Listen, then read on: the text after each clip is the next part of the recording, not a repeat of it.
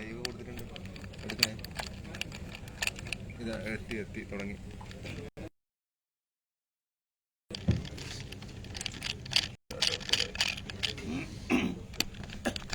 of all, I welcome all of you on behalf of the reception committee, and we finished the party congress so that Comrade Sitaram Yechury, he was elected the third time party general secretary. This is the first press meet with you after the election of the general secretary. Unanimously elected Sitaram Yechury as general secretary, and the CPIM and Control Commission, all the things party congress agreed with a united way, so that I request Comrade Sitaram Yechury to address you. Thank you. Good morning, all of you. I mean, you heard us for the last 5 days, so there's very little I can tell you more.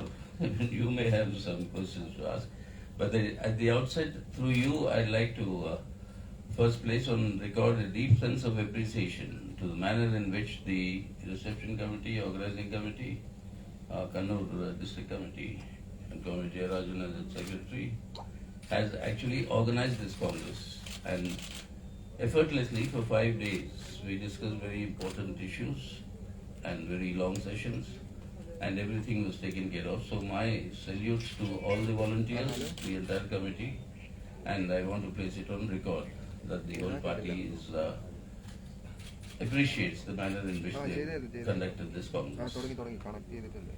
As far as the party congress is concerned, if you want to sum it up, it can be only in 2 words, that this is a congress of determination and this is a congress of resolve. Determination in the sense that the CPIM is determined that apart from strengthening itself further, which is absolutely essential in today's conditions to face the onslaught of Hindutva communalism,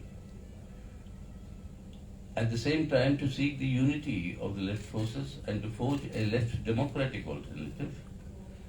The left democratic alternative is not an alternative only with the political parties.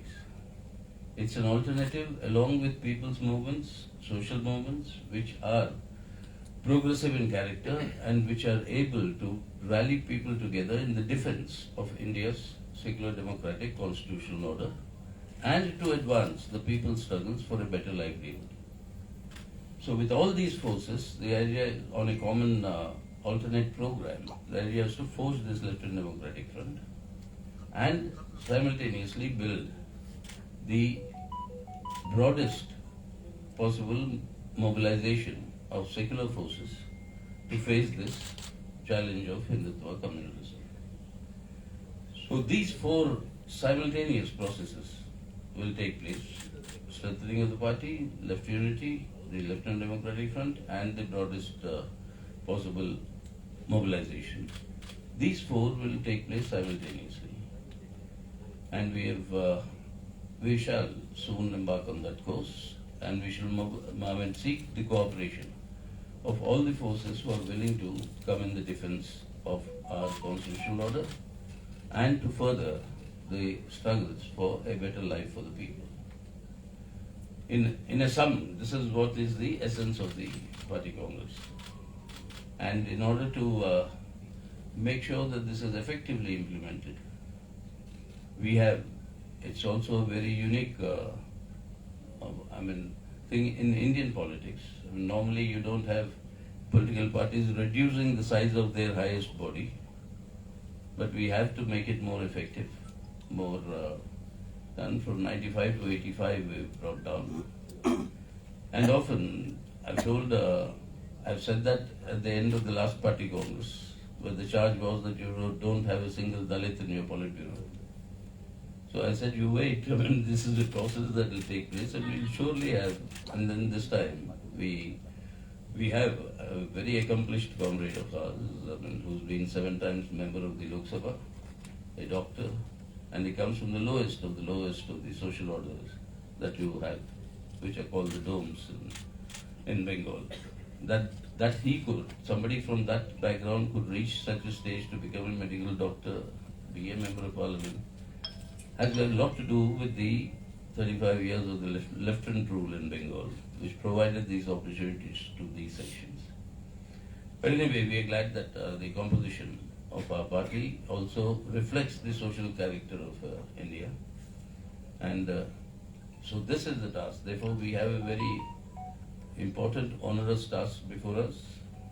While on the level of people's struggles for improvement, you find that the left, and particularly the CPIM, has been playing a vital role, pivotal role, let's say, in all these struggles that have taken place in the past few years, whether it's the Kisan struggle, whether it's the trade union actions and strikes that have happened every year in the last 4 years, or whether it's the struggle of the Anganwadis or the scheme workers or the students or the youth or the women.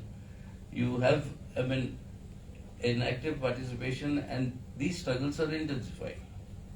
But in terms of electoral politics, you find all these struggles not being part of the mainstream narrative, where the mainstream narrative continues to be hijacked into a polarized communal situation.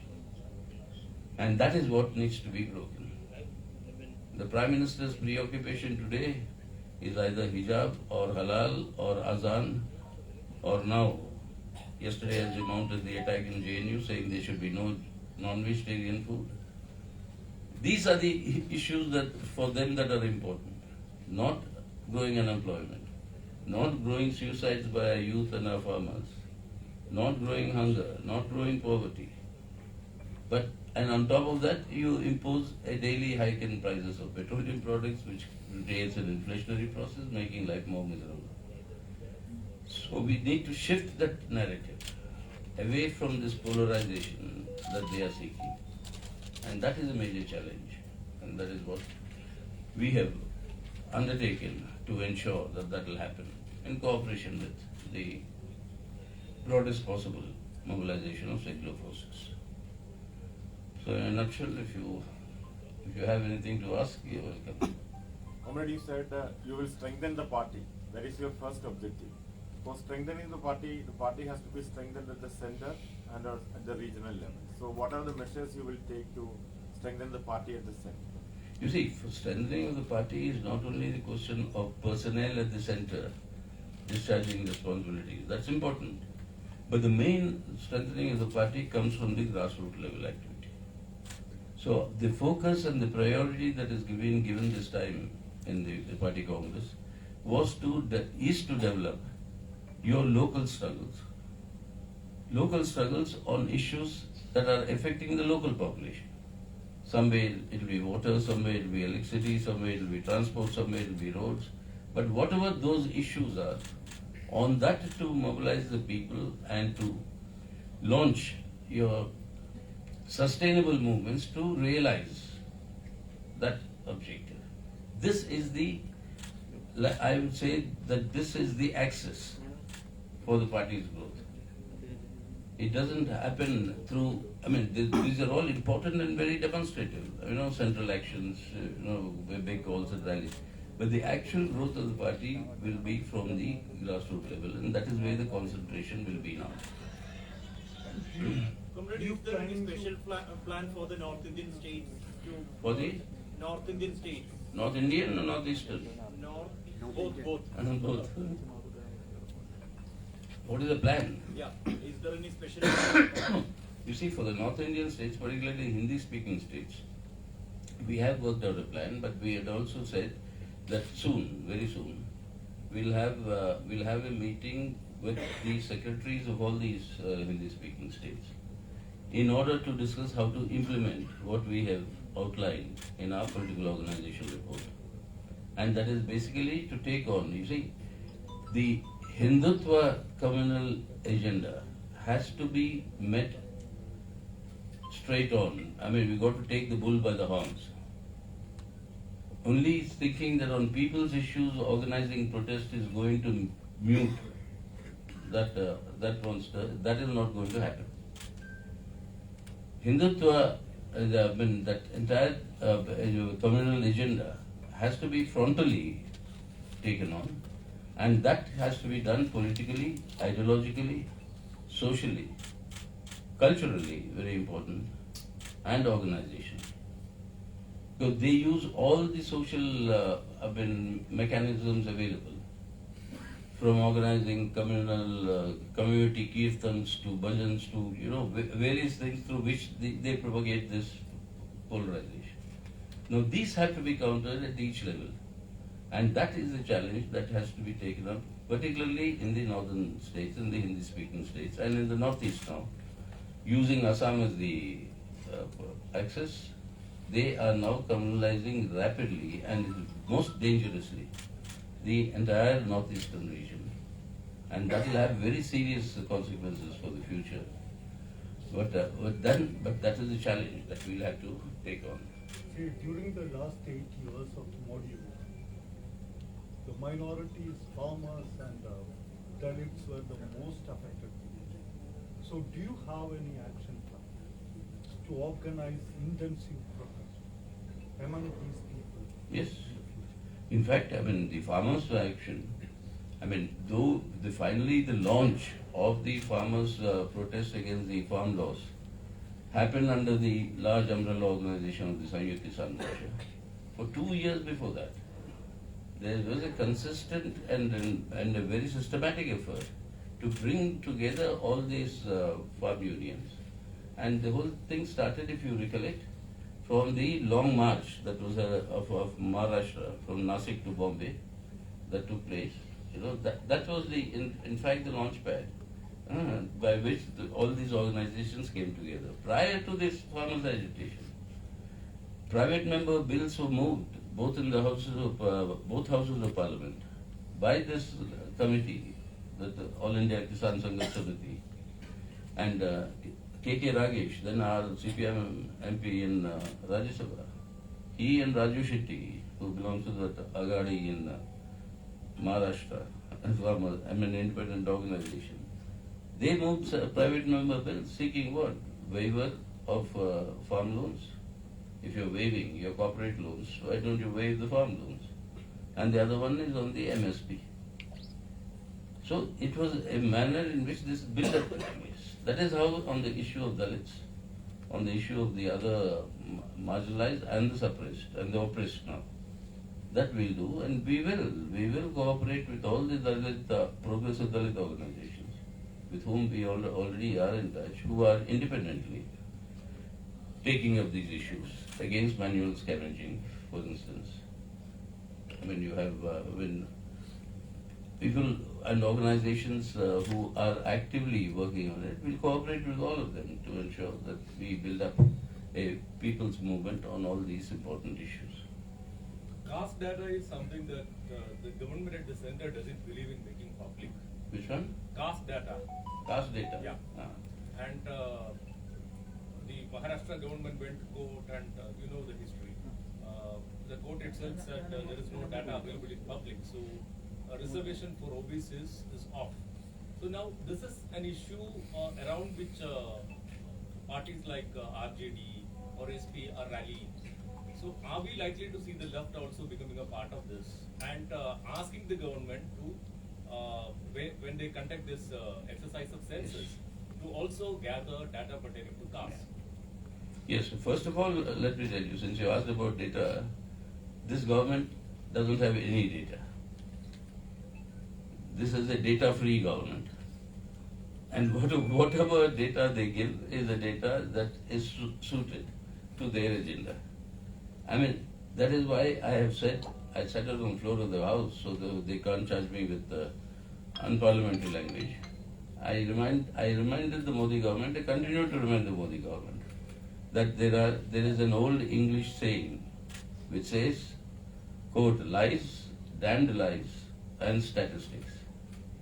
So this government's data is that. This is statistics. That is the general point on data that you said. As far as the caste census is concerned, we are in favor of a caste census and we have stated it publicly. And we have in fact specifically said when the 2021 census, that is delayed now because of COVID, when the 2021 census enumeration takes place, along with that a caste enumeration must take place. Now this is necessary, because the charge normally comes is that you are dividing in terms of caste, you'll create a casteist fragmentation. That's not the issue. The issue is that you have to, you have to actually understand what is the Indian reality. Otherwise, on what basis are various states and the center giving reservations?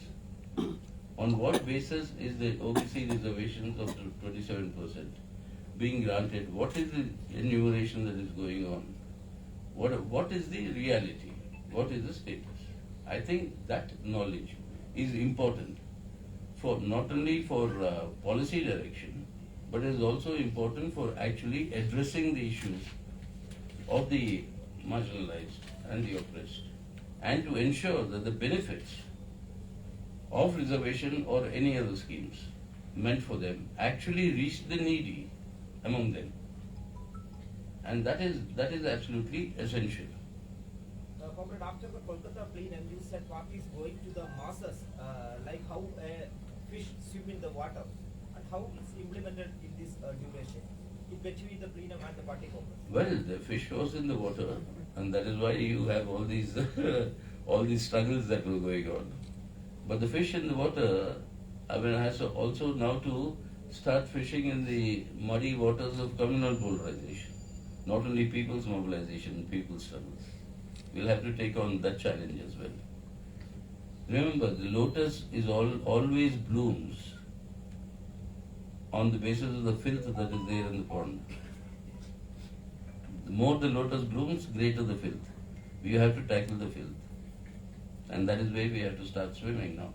Do you think that the party has to take a responsibility to organize protest against saffronizing academics? Of course. Of course, that has been our absolute priority. In fact, even in our political resolution, you'll see the whole section on the assault on rationality. What is happening today? This is true of any fascistic movement. The first casualty is to attack the people's consciousness through irrationality. Irrationality promotes faith. Faith is the basis on which such ideologies thrive. So blind faith, rationality seeks answers on a rational basis. Irrationality tells you that you cannot get an answer, faith is the only answer. Now that is the whole philosophical approach of all fascistic forces. So you will find, instead of rationality, what our Constitution says, promoting scientific temper. Instead of, that is a duty of every citizen. In fact, remember, it comes in Section 4 of the Constitution, which today the Modi government is talking about.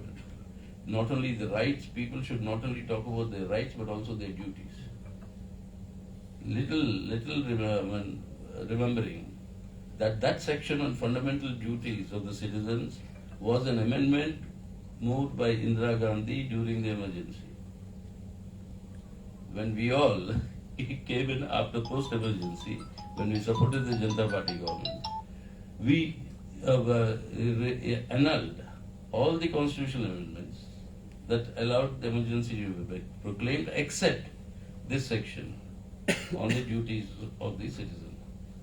And it is in that you find references to India's composite culture. That you find references to scientific temper. What they are doing, and it is necessary for them for communal polarization to intensify, attack irrationality, attack reason. So you have this irrationality and unreason as the entire foundations of this Hindutva communal offensive. So we are very conscious of this. The new education policy is the theoretical framework framework in which this is sought to be implemented. And that is something that we will frontally oppose, and we are opposing, and that will intensify. Comrade, yesterday's speech. Trying to penetrate into the caste sphere of society. I'm sorry? Party is now trying to penetrate into the caste sphere of society. Caste. Caste Yeah. is penetrating into? The caste area of society. But you have got a failed experiment of Telangana in front of you. You have got this Bahujan left front experiment that was failed in 2018. So, what are your plans to tackle it? How are you going to You see, tackle it? caste and class in India are not two separate compartments and identities. The bulk of the oppressed classes in India come from the oppressed castes. More than 4/5 of the agricultural labor in our country comes from the SC/ST background. So the most oppressed classes in India are also the most socially oppressed castes. So it's a caste-class overlap. So it is the normal misconception of everybody saying that caste is separate and class is separate. No, this is and it's a dynamic life society of the same people. I mean, that interface is always there. So the question is not whether caste versus class, but how do you integrate caste and class? There I have been saying, particularly since the last two party congresses, and I continue to maintain, which the party maintains, the class struggle in India stands on 2 feet. One is economic exploitation, the other one is social oppression. Now, unless both these feet start moving together, you can't move forward. And that is the entire, in a nutshell, what the party believes in. Now, how do you do this integration? Telangana BLF was an effort. It was an effort. It was an effort to do that. But the point is that whether the class politics gets subsumed under caste identity politics, in which case it doesn't serve the purpose of integration of class and caste, or the issues of championing social oppression should go simultaneously, side by side, with the championing of issues on economic exploitation. That balance integration has to be done. So what happened in Telangana is not a failure. That it was an effort, but that was a balance that was not properly ensured. So therefore, that had to be corrected. That's what the PV and the CC did. So that is the issue. Therefore, the point is to integrate the struggles against economic exploitation with the struggles against social oppression. CM, yesterday's. Yes, excuse me. Sir. A question regarding Telangana. ఈరోజు కేసీఆర్ ఢిల్లీలో ధర్నా చేస్తున్నారు. ఏం చేస్తున్నారు?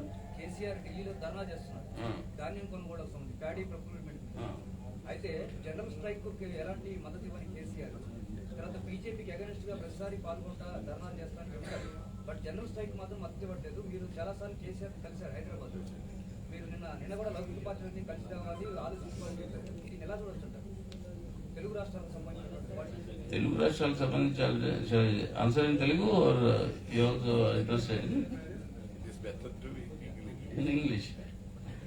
He was asking about KCR, the Telangana Chief Minister's role, saying that he is in Delhi now on a dharna demanding the paddy procurement. But on the question of the strike that was called by all the trade unions, but that he did not support. But he takes these positions, and tries to portray himself as being anti-BJP. Now that is a problem with many of these regional parties, as I told you. So we met when the Chief Minister, he was gracious enough to host us a lunch. We were very grateful. I went and, since I grew up in Hyderabad, so Hyderabadi food I'm fond of. So that's a separate matter. But right there we said that now the time has come where we all have to consistently and on a principled basis converge our opposition to the BJP. Our appeal is there to all the regional parties. In fact, when we said it, sooner or later, the regional parties will realize that this assault on federalism that is coming by this central government is going to completely affect them and negate their own existence. That conflict will sharpen. And it is the process of sharpening of that conflict that we see the Telangana Chief Minister also, his actions. And soon you will see the other state governments and the Chief Ministers also reacting to it, because that is actually destroying the very character of India. People forget, when we all talk of Indian Constitution, what does Article 1 say? Article 1 of the Indian Constitution, it opens with this article, after the preamble. India, that is Bharat, is a union of states. Full stop. Without states, there is no union. Today, Modi government wants only the union and no states. So that is a major contradiction that cannot, that the state governments of regional parties cannot afford to ignore. Yes, can we conclude? Last question, Naufal. Yes. Actually, yesterday's speech, Kerala CM Pinarayi Vijayan said this party Congress green signaled Kerala's development project like KRA. What is your take on that? We have said it so often. KRA is a joint project between the central government and the state government. Chief Minister met the Prime Minister, the discussions are on, the consultation is going on. A survey is on to find out the various aspects of that project. So why are you jumping the gun about what is this, what is not that? This is a project. Kerala government is interested, not only interested, it is necessary for Kerala development. Now, what terms the development will take place, these are matters that will have to be based on facts. Those facts are in the process of being ascertained. Now, we are determined that there should be development. And that is necessary for Kerala. Not now, from the time of EMS Namboodiripad. We are continuously saying that how long can Kerala continue to be dependent on outside for various things. We will have to develop here. So that development, how that development will take place, what is the process? Earlier, communist-led governments did a lot of these developments through line reforms, education, etc., which is why Kerala's human rights indices are one of the highest in the world today. Not only in India, but it is highest in the world, comparable to many advanced European countries.